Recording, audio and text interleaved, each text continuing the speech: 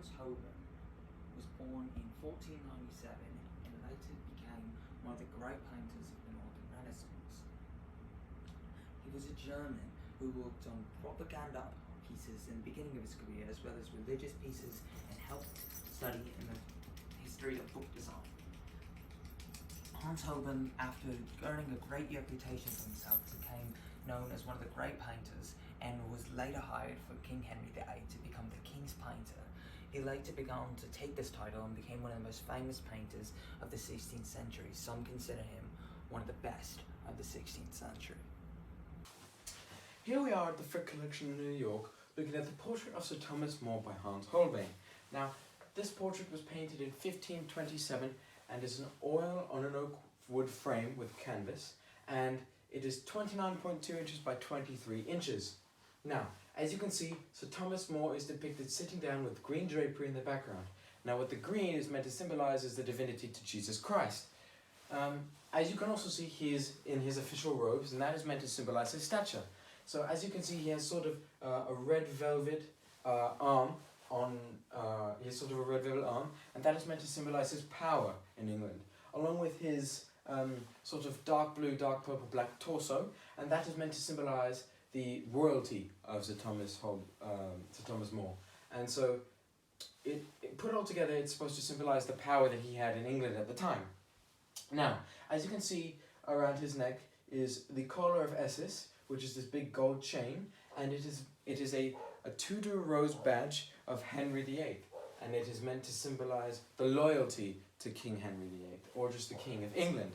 Now, as you can see, he's sort of looking off to his left with a watchful gaze in his eye, as if he is spotting heretics to burn at the stake given the political climate at the time. Now, this is a prime example of who Sir Thomas More was at the time, and the brilliance of Hans Holbein's symbolism. And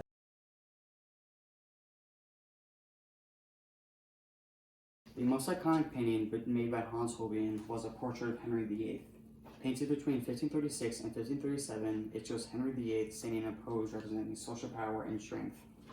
His majestic appearance is formulated through an aggressive posture, his legs are wide apart, broad shoulder pads, and a frontal profile.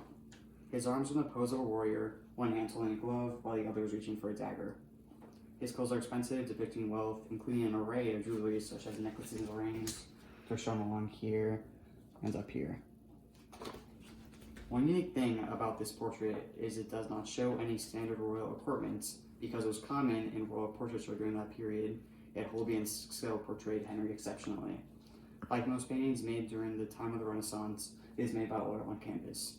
The original painting was actually burned in fire, but is still very well known because of its copies created by other artists. Scholars call this painting a work of propaganda, as it was designed to further benefit Henry VIII's reign over England by showing his wealth and strength. This was thought to be located in Henry VIII's privy chamber, which is a private royal residence.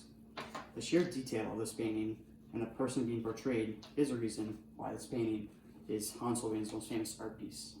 Okay, good.